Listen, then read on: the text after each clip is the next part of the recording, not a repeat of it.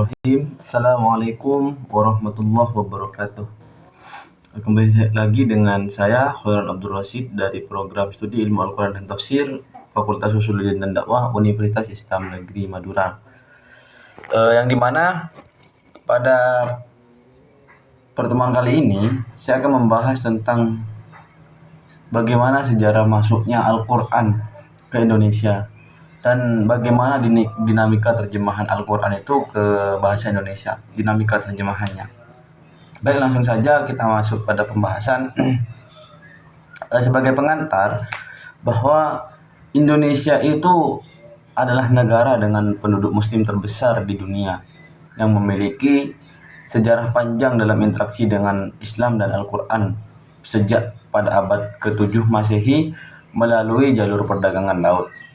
Nah, Kepulauan Nusantara dikenal sebagai wilayah lintasan penting antara Cina, India, dan Timur Tengah, menjadi titik temu bagi pedagang muslim dari berbagai daerah seperti Arab, Persia, Gujarat, dan Cina.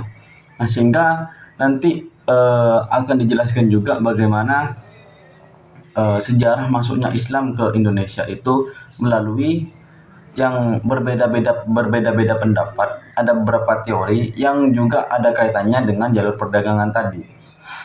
Nah, proses Islamisasi tidak terjadi secara instan, melainkan bertahap melalui perdagangan, pernikahan, dakwah, pendidikan, kesenian, dan politik yang hingga akhirnya membentuk kerajaan-kerajaan Islam dan memfasilitasi masuknya Al-Quran sebagai kitab suci utama. Nah, jadi Islam itu masuk di Indonesia itu juga melalui jalur pernikahan. Jadi orang-orang luar itu yang masuk ke Indonesia, para pedagang-pedagang itu masuk ke Indonesia, kemudian menikahi perempuan-perempuan yang ada di Indonesia, sehingga akhirnya orang Indonesia itu mulai terbiasa dengan mereka, mulai terbiasa dengan kebiasaan mereka, dan akhirnya mereka bisa menerima seperti itu.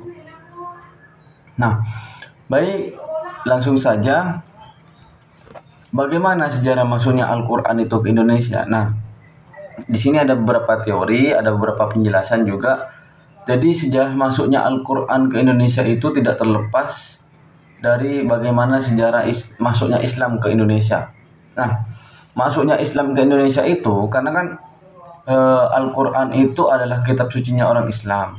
Jadi terutama sebelum Al-Quran itu masuk, harusnya Islam masuk terlebih dahulu dong, kan gitu kan. Nah, jadi masuknya Islam di Indonesia itu punya peran penting di sejarah masuknya Al-Quran ke Indonesia. Nah, jadi masuknya Islam di Indonesia itu ada 4 teori, yaitu teori Arab, teori Gujarat, teori Persia, dan teori Cina, seperti yang saya sampaikan tadi.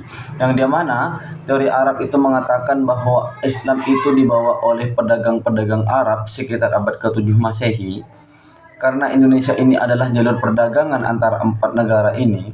Dan teori Gujarat itu mengatakan bahwa Islam itu dibawa oleh para pedagang dari India, dan Persia juga mengatakan seperti itu. Persia itu mengatakan bahwa Islam itu dibawa ke Indonesia oleh pedagang-pedagang dari Persia, sehingga dibuktikan dengan keadaan adanya kesamaan budaya, yaitu tanggal 10 Asyura dan 10 Muharram itu dan sebagainya, itu sama dengan budaya yang ada di Persia seperti itu. Nah, sedangkan penulisan Al-Quran di Indonesia itu diperkirakan telah dimulai sejak abad sekitar 13 Masehi, ketika kerajaan Samudra Pasai menjadi kerajaan yang memeluk agama Islam secara resmi. Jadi kan di Indonesia itu dulu mayoritas adalah orang Hindu.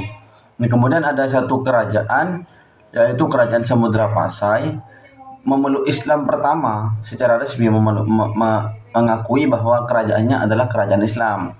Nah, menurut LPMQ, Lembaga Pentasisan Mushaf Quran, itu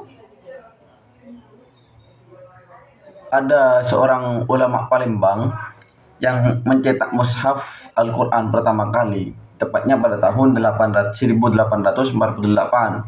Nah, pada tahun 1957, Menara Kudus itu menjadi percetakan tertua di Jawa Tengah, mencetak Al-Quran pojok yang sekarang itu dibuat untuk para hafid, para penghafal Quran itu kan adalah Quran-Quran pojok yang dikhususkan untuk para hufaz, untuk para penghafal Quran. Nah, kemudian juga di tahun itu juga 1957 itu juga pemerintah membentuk LPMQ, Lembaga Pentasisan Mushaf Al-Quran, sebagai lembaga resmi. Pemerintah ini yang membentuk, yang bertanggung jawab memastikan keaslian teks Al-Quran. Jadi LPMQ itu berfokus pada keaslian teks Al-Quran, penerjemahan dan lain sebagainya. Nah, kemudian apa aja sih dinamika yang terjadi saat Al-Quran itu diterjemahkan ke bahasa Indonesia?